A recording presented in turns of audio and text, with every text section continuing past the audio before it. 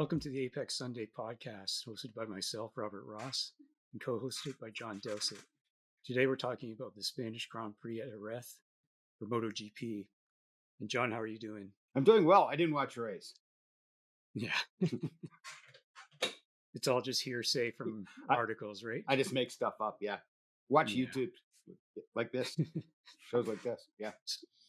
So the first thing I'd like to start out with is the point system, because I saw some people talking about why isn't Marc way ahead since he's either won it or binned it, right? So why isn't the winner so far ahead? And I think it's a very good point system because obviously rewards consistency that we've seen from Alex Marquez particularly. Pecco has been pretty consistent. He's been on the podium many times. And so we still have a tight championship. Mm-hmm. What was the point system like when you were racing, or was it just you just it was tight positions? No, it was tight. It was tighter, less points, right, between the winner and the second place and third place, right? Yeah. And you grew up when I started watching F1. It was the top 6, but none of the races were dropped. But when you were watching F1 before that, there were races dropped. That was... And on top of that, there were F1 races that weren't championship races. So go figure. Right. Yeah. But, so, I guess each series has played with point systems throughout the history of it. Mm-hmm. But people seem to think, well, we've got to reward the winners the most. And they do get the most points per race if you win. But if you're at second all the time or third, and the guy only wins 3 or 4 races, then, the consistency is there. So what are your views on how a point system should be for racing? I think it's working. Because right now it's paying off consistency, and that's what it's all about. I think in Formula One it's gone pear-shaped since it was bought by Liberty Media, and I think what they've done is teams are getting paid by points. So let's reward the people that are going to win and give them more impetus to win, and they're going to spend the money and do whatever dirty tricks they're going to win. Right. I just hope that MotoGP doesn't go the same way as Formula One. Yeah, I doubt it. I mean, this point system's been around for years and years, and it's the same one used in super bikes. But Liberty Media, I think they get possession mid-season. Yes. So I expect to see more social media nonsense, I guess. I mean, I don't object to fan engagement and so forth, but I still like to see substantial, good information when they're in interviews and so forth. We'll get onto that when we talk about Pecco's comments after this event. So first off, after that, Alex Marquez gets his first win. Mm-hmm. The Marquez brothers are the first brothers to have wins in MotoGP, and he's earned it. He's done such a great job this season. We all thought it would be coming, and I don't think you can say, well, that's because Marc fell. I think Alex has said he thought he could be competitive against Marc, and then once Marc fell, he said, I have to win this race. I mean, there's no other excuse. Right. So just he rode so well, and the reaction of the paddock and his reaction, quite emotional. What did you think of Alex's win? Finally. And he's been the most consistent rider this year. Mm-hmm. So, he should be up there, and it's good to see him win a podium. I'm very happy for him. It has to be hard riding in the shadow of somebody like his brother. Yeah, because people will always ask, the brother of, son of, all that, over and over and over again about, well, first they'll ask about them. He's got questions about Marc all the time, but then they'll always question why you're in the sport. I can because give of your you a brother. long list of F1 drivers who didn't belong because they were brothers. Oh There's yeah. Pedro Rodriguez's brother raced and he was kind of useless, and Hmm. Emerson Fittipaldi's brother raced and Right. he was kind of useless. Don't have to talk about Ralph Schumacher's brother because he was definitely a waste of time. Um, and yeah, so that happens, and more than the other way around. Hmm. Hmm. Do you think it would happen in the modern age? No, No, I don't think so no. either. Um, Alex mentioned, and everyone's mentioned, he's worked so hard to get here, and he started with Honda, and that was the bike that was so hard to ride that everyone was crashing. He did get a couple podiums in his first year, but he thought his career was over, and then he just went to Gresini and said, "Give me a chance." And they gave him a chance, and their Hmm. relationship with Alex is pretty tight. It looks like they're enjoying their time together. They've grown together, Hmm. and it's great to see an independent team now. Of course, it's not like F1 where you still have to build your own chassis and so forth. They obviously get the bikes from Ducati, but they have to manage the team. They have to manage the bikes. They have to have the crew chiefs and They all have to that set them kind of up thing. too. I mean, Yeah. there's setup and there's different parts that they can use. Hmm. So it's great to see like a relatively small team do so well. And Hmm. again, I think Liberty Media is probably looking at all this and saying, I wish we had possession of this series at the beginning of the year at least, Hmm. because of all the stories going on. Uh, the other thing that was extremely impressive was Fabio Quartararo. Uh, like I've said many times, he's second only to Marc for me in terms of ability. He is a champion, and especially in the race, I mean, wow, to keep that second place was pretty spectacular. And then in the sprint, he defended Marc against Marc and Hmm. fell. My only issue here is why didn't he pick up the bike and see if he could ride again and collect some data and so forth? Because we saw Exactly. Jack Miller fall. Miller fell later, and he was looking at the bike. He was tried it out, and then he said, "No, it's not worthy. I can't ride this bike because it's damaged too much." So Fabio, he needs to improve that bit because, as we saw with Marc, He doesn't even he let go got of the four bars. points. Yeah, yeah. Yeah. He tried to save it too, right? Yeah. But he got 4 points, and every single point is valuable. Now, Fabio might have thought, well, I'm not going to get any points, but Yamaha is still building and so forth. Hmm. And he could get valuable information, I would think, by, Hmm. seeing how the tires lasted and so forth. Data So, collection. yeah, so I was a little bit like, why aren't you on the bike again? Because he didn't seem to look at it to see if it was too damaged. So perhaps, that's another step that he needs to look to people like Marc. I should be on the bike again, getting as much data, doing as much as I can to build this team up, particularly when he's the highest paid MotoGP rider. Is he really? Yeah, yeah. They gave him a lot of money to stay at Yamaha. Wow. So, Wow. but did you think that when you watched it as well? Yes. Yes. Very much so. And I told Krista. I watched it with Krista, and she looked at it and went, Mm-hmm. "What are you doing?" But yeah, yeah. I Anyway. mean, he's been known for being quote emotional before, and in his early days, he would take things really hard. So maybe there's still a little bit of that left, and that'll go with time or something. But anyways, regardless of that, to finish second in the main race, spectacular ride. So I good to wanted see him to win. Fabio up there. I, Yeah, that would have been amazing. I mean, he was. But Alex winning was good too. Yes, Mhm. he did end up down what, fourth or fifth at some point, and yeah, it was a great ride. It was a great ride. Right. Now let's move on to Mark's crash.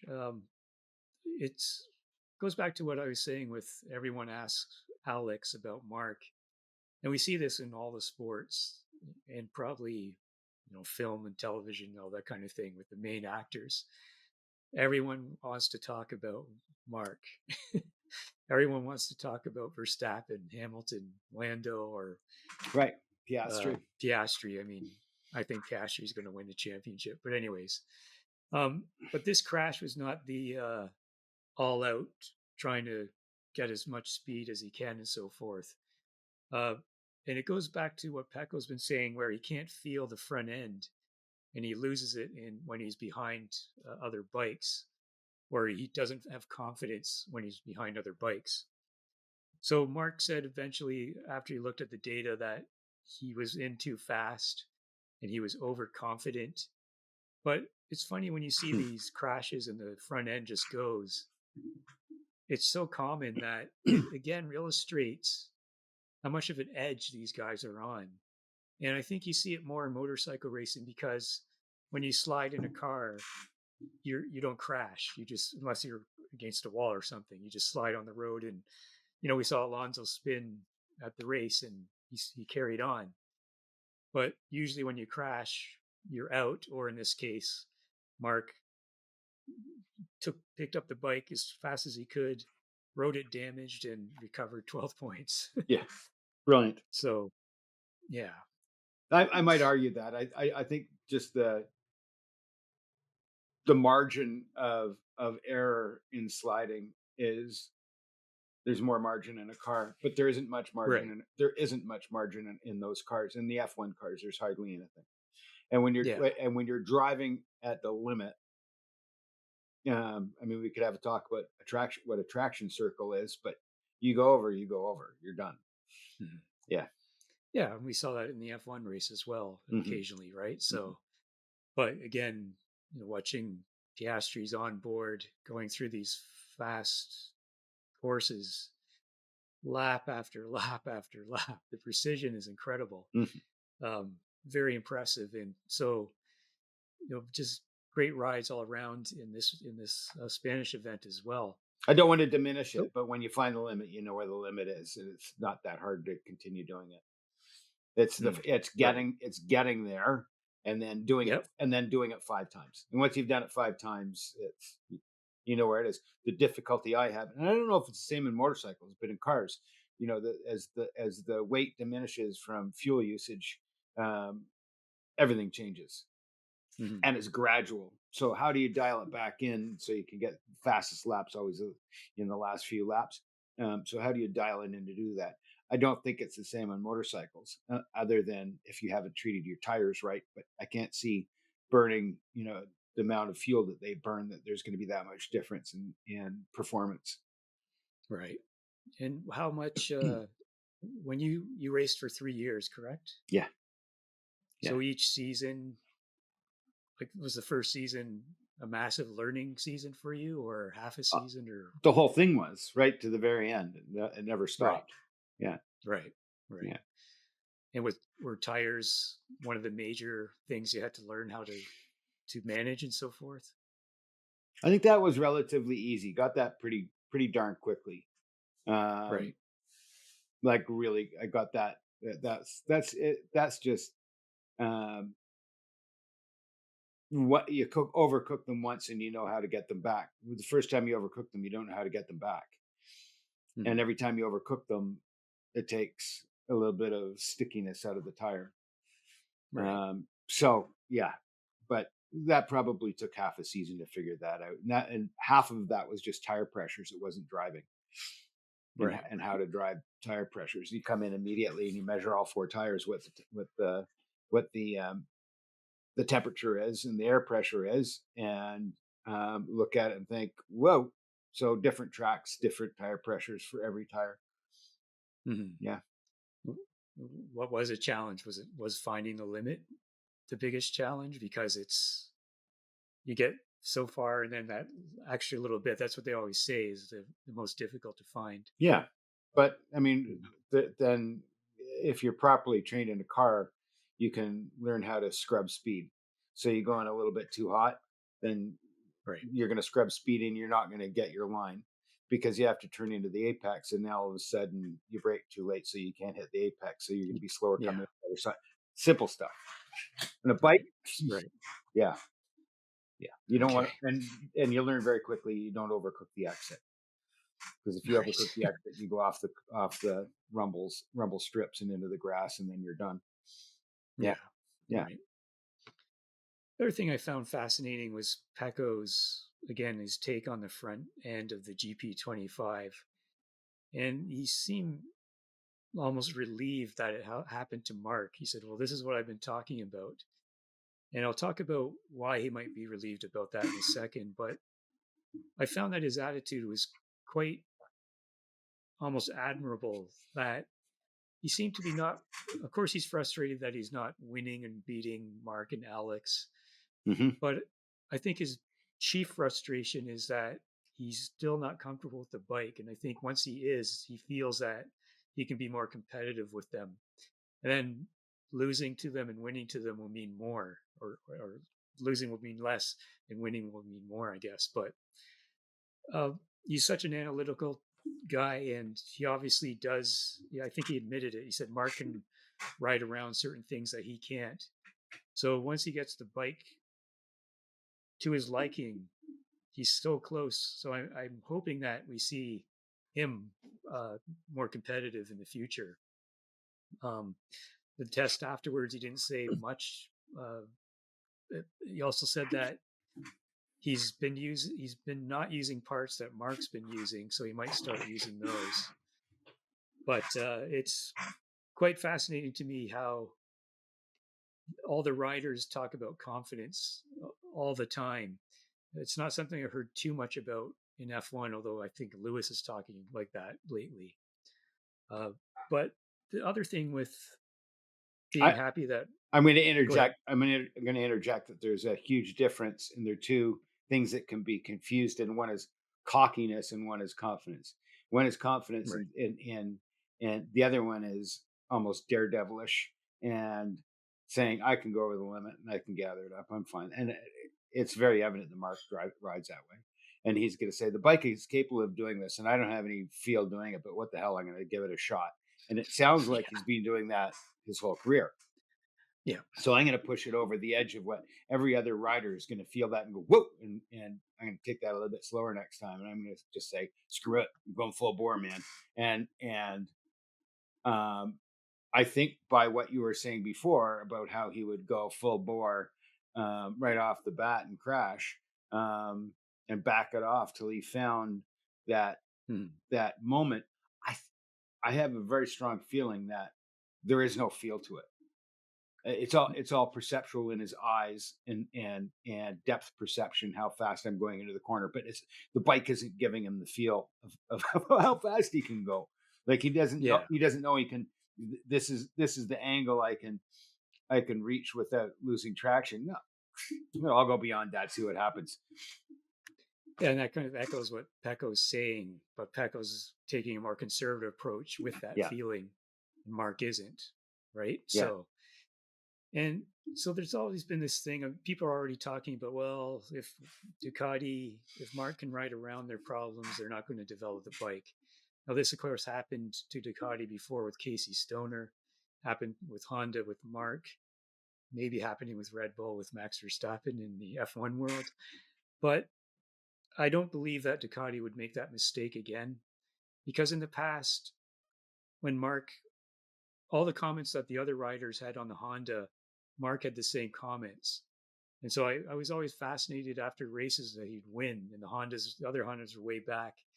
And they would ask him, how are you riding the bike how do you are winning on this bike? And he would just give them the answer. Well, you have to go in this lean angle. You have to do all this kind of stuff. And so what happened is Danny Pedrosa was his teammate for years, multiple race winner, multiple champion in the lower classes, close to a championship many times, one of the MotoGP legends. And they said, well, can't you look at Mark's data and ride like that to improve? And Danny said, you look at his data and you ride like that, you're going to crash. You will not be able to not crash. And that tells me what we're just talking about, that Mark is a rider who rides to just short of crashing. Or I can't describe it, but do you know what I mean? Like, yeah, he rides it that so is how he does it. extreme. Mm-hmm. Yeah. Very And much so. so Pecco can look at his data, but he's not going to be able to replicate that. And I remember when Marc was injured, they took Taka Nakagami at LCR and they said, here's Marc's data. And all of a sudden, Taka was getting a pole position and he was getting fast laps. But then when he got the pole position, he crashed the first few corners. Right. So it's a fascinating way to me to see how these two riders are so different. And I guess you could say Marc is ahead, of course, but Pecco can get closer, I think. And Marc's current sort of win or nothing, if he continues that the whole season, there's a possibility he won't win the championship. So I'm fascinated to see how both of these guys adjust going forward. And also, I believe when we talk about confidence, that Alex is going to have even more confidence Of course than he he's is. already had. I mean, this is the old saying: once you win once, now you know how to win. And with Marc, you know, you heard me say it when we did the first show, and I said, I think this is going to be a really boring season. I think Marc's just going to walk away with everything. But we forgot, and I said Marc's riding more maturely. He isn't riding on that edge. Yeah. Well, he is. He can't put it to bed. He's going to continue riding that way, and he's not going to be consistent. So he might not win the championship this year. It's funny because in 2019, when he won 12 races and 8 or 7 to 9, I can't remember, second places and just one DNF, he said, this season, I'll never be able to repeat this season, or it'll be very difficult to do that. He's probably talking about the consistency and less crashes. But it's ironic that Marc's overall crash count is way, way down. Yes. Compared to his past. Oh, absolutely. Way down. But it's just happened in 2 races. So he is riding in a more mature way, but you know, still he's going to have those moments where he's going to say, okay, I have to make a gap, or, you know, I'm preserving my tires. Now it's time to go for it.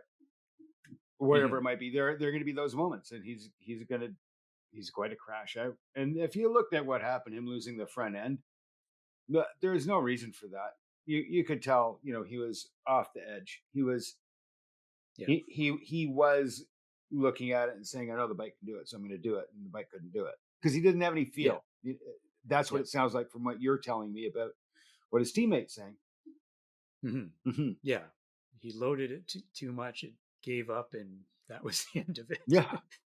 So, I mean, I don't like to see people crash, and I would have loved to see him battle with Alex if that was the case in Fabio, but that was not to be. But, you know, still makes the championship interesting. So, well, the gap from 4th to 5th was huge. Mm-hmm. But the coverage was great too, right? Great coverage down the line. But the top 4 riders were nice and close, and it kept you going. It was one of the best races ever. This season, one of the best races of this season, because you never knew what was going to happen. Great track, and it is, yeah, like phenomenal. So yeah, I'm impressed with Alex, and I would have liked to seeing Pecco up higher, but I mean, he's got to get it together. He's got to get together, because it's like we've said over and over and over again. You know, you can only measure yourself against your teammates. Yeah. So, you know, you've got the Yamaha under Jack Miller, and he's not doing very much with it. Not lately, no. No. And the other Yamaha riders, neither as well. So that's why, again, Fabio is like Marc and Casey Stoner and Valentino Rossi in his day, where they're like same bike, but they're miles ahead. So, and speaking of 4th place, that brings us to Maverick. In consistency, that's what he's lacked all his career. He wasn't at the very front, but he was the top KTM rider again. So pretty impressive from that. So next up is France, and so the Zarco and Quartararo will get a lot of attention. I have to say the fan response at Jerez was incredible. and Alex actually said he planned to camp out with the fans Sunday night, but he had a test day the next day, so he didn't. But that sort of the fan culture seems a little different than what I'm used to from F1, where the riders, I guess they're not allowed to get out of their cars and wave to the fans and so forth, where the riders are. But MotoGP has like dedicated stands to different riders and so forth. So does they F1. They definitely know how to do the fans, right? F1's doing it too. Oh yeah, they've done it for years. But have they? Yeah, but just specific tracks. That's Formula One in the 50s and 60s. Right. Like, yeah, it's still got that sort of we're not above you kind of feel to it. And you could which I really like. You could walk through the paddock and see, and in Can-Am where it was that was the pinnacle. That was ahead of F1 when Can-Am was around, and you could walk right into the paddock, and they'd have like one of those what do you call them? The barriers that they put up in theaters, like the rope barriers, and they'd have those around the mechanics and the cars. But you could walk right up where you would be literally a foot from the nose of the car, foot and a half from the nose of the car, and watch all the stinky guys sweaty and smell everything. And yeah, it was great. Yeah. Our friend Charlie, the first F1 race he went to in Montreal, he snuck onto the circuit and got through the fence, and he actually met the late great Eddie Jordan and helped him the barrier as well. Yeah. And he took a bunch of photographs of he even got Nigel Stepney, which is ironic. Wow. What happened later. Wow. And that's why he had taken a photograph of Johnny Herbert's Benetton, and then he met Herbert last year, I think, at what kind of car did he have? I met him. I met him a number of years ago when he was racing World Sports Cars. Johnny? Yeah. Sweetheart of a guy. Down to earth. Yeah, Chuck was at some sort of what car did Chuck have that? Oh, there would be shows about it. His he had a Healy, an Austin Healy. The Healy, right? So Herbert was at the Healy show here in Ontario for whatever reason, and the British Car Show. Yeah, Chuck brought up his printed picture of the Benetton, and Johnny Herbert signed it. So good memories, and it's great that the fan engagement works that way in MotoGP. Mm-hmm. And looking forward to the Le Mans circuit. Usually produces some good races. It's the Bugatti circuit. It's not the full 24-hour Le Mans circuit. And usually the French crowd it's full and has really good fan engagement. It's usually voted the best race of the season, at least for fans for the last couple of seasons. So we're looking forward to that. But before we go, let's give our grades. So for the event, I'm going to give it a 10. Just great stories, great racing. Rider, I'm going to give it to Alex. What about you? Just repeat. You can cut that out and just put it over my mouth saying that. Okay. Because I agree fully. It was phenomenal. Yeah. Okay. Great, John. Thanks a lot. Talk to you about France soon. Bye. Bye-bye. Cheers.